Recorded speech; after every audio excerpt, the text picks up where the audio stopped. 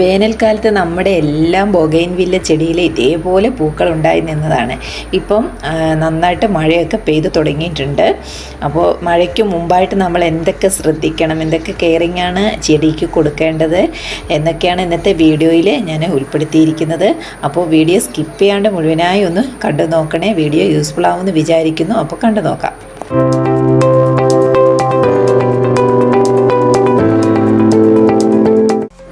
മഴയൊക്കെ പെയ്ത് തുടങ്ങിയെങ്കിലും കുറേശ്ശെയായിട്ട് പൂക്കൾ ഓരോ ചട്ടിയിലുമായിട്ട് ഇങ്ങനെ നിൽപ്പുണ്ട്.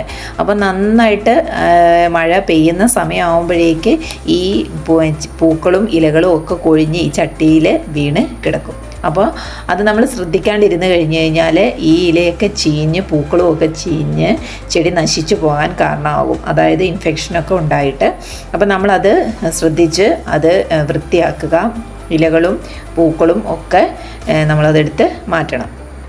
പിന്നെ ശ്രദ്ധിക്കേണ്ട ഒരു കാര്യം എന്ന് വെച്ച് കഴിഞ്ഞാൽ വെള്ളം കെട്ടി നിൽക്കാതെ, നല്ല മഴ പെയ്യുന്ന സമയമാകുമ്പോൾ വെള്ളം കെട്ടി നിൽക്കാതെ നോക്കണം. വെള്ളം കെട്ടി നിന്ന് കഴിഞ്ഞ് കഴിഞ്ഞാൽ ചെടി ചീഞ്ഞു പോകാൻ സാധ്യതയുണ്ട്. അപ്പോൾ നമ്മൾ വലിയ ചട്ടിയൊക്കെ ആണെന്നുണ്ടെങ്കിൽ ഇങ്ങനെ മണ്ണിളകാണ്ട് നിന്ന് കഴിയുമ്പോൾ വെള്ളം കെട്ടി ചെടി നശിച്ചു പോകും. അപ്പോൾ നമ്മൾ എന്താ ചെയ്യേണ്ടതെന്ന് വെച്ച് കഴിഞ്ഞാൽ ഒരു കമ്പോ ഒരു കമ്പിയോ എന്തെങ്കിലും വെച്ചിട്ട് ഒരു ഹോൾ ഇട്ട് കൊടുത്തു കഴിഞ്ഞ് കഴിഞ്ഞാൽ, 1-2 ഹോൾ ഇട്ട് കഴിഞ്ഞ് കഴിഞ്ഞാൽ നന്നായിട്ട് വെള്ളം വാർന്നു പോകും. അപ്പോൾ ചെടി നശിക്കാണ്ട് നമുക്ക് രക്ഷപ്പെടുത്തി എടുക്കാൻ പറ്റും. അപ്പോൾ അത് ശ്രദ്ധിക്കുക. നമ്മൾ വളങ്ങളൊക്കെ കൊടുക്കുകയാണെന്നുണ്ടെങ്കിൽ ആ വളങ്ങൾ മൊത്തം വലിച്ചെടുക്കുന്ന കളകളായിരിക്കും. അപ്പോൾ കളകൾ ഒരു കാരണവശാലും ചട്ടിയിൽ നിർത്തരുത്. നമ്മൾ കാണുമ്പോഴൊക്കെ തന്നെ അത് പറിച്ച് കളയണം.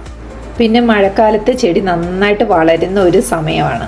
അപ്പോൾ നന്നായിട്ട് വളരുന്ന ഈ സമയത്ത് വേരൊക്കെ നന്നായിട്ട് ഉണ്ടാവുകയും ചെയ്യും. ഈ സമയം മണ്ണ് നന്നായിട്ട് ഉറച്ച് നിൽക്കും, മഴയൊക്കെ ഇങ്ങനെ കണ്ടിന്യൂസ് പെയ്ത് കഴിയുമ്പോൾ. അപ്പോൾ നമ്മൾ മണ്ണ് ഇടയ്ക്ക് ഇളക്കി കൊടുക്കുന്നത് വളരെ നല്ലതാണ്. നന്നായിട്ട് ചെടിക്ക് ആവശ്യമായ ഓക്സിജനൊക്കെ കിട്ടാനായിട്ട് വളരെ നല്ലതാണ്. അങ്ങനെ മണ്ണിളക്കി കൊടുക്കുക. ഞാനിപ്പോൾ ഈ ചട്ടികളൊക്കെ വെച്ചിരിക്കുന്ന ടെറസിലാണ്. ഇതേപോലെ ഇങ്ങനെ കെട്ടി സിമെൻറ്റിൻ്റെ ഇങ്ങനെ പൊക്കി കെട്ടി വെച്ചിരിക്കുന്നതിൻ്റെ മീതെയാണ് വെച്ചിരിക്കുന്നത്. അപ്പോൾ ഇതേപോലെ വെക്കുക. അല്ലെങ്കിൽ 3-4 ഇഷ്ടികളൊക്കെ പൊക്കി വെച്ചിട്ട് അതിൻ്റെ മീതെ വെക്കുക. ഒരിക്കലും മണ്ണിൽ വെക്കരുത്. മണ്ണിൽ നിന്ന് ഇൻഫെക്ഷനൊക്കെ ആവാൻ സാധ്യതയുണ്ട്. അങ്ങനെ ചെടിയൊക്കെ മഴക്കാലത്ത് നശിച്ചു പോകും. അപ്പോൾ അങ്ങനെ വെക്കാനൊക്കെ ശ്രദ്ധിക്കുക. മഴക്കാലം തീരാറാവുമ്പോൾ മാത്രം നമ്മൾ ഇതിലേക്ക് നൈട്രജൻ വളം കൊടുക്കണം. ചാണകപ്പൊടിയും എല്ലുപൊടിയും കമ്പോസ്റ്റോ അങ്ങനെയൊക്കെ വേപ്പിൻ പിണ്ണാക്കൊക്കെ മിക്സ് ചെയ്ത് നന്നായിട്ട് വളം കൊടുക്കുക.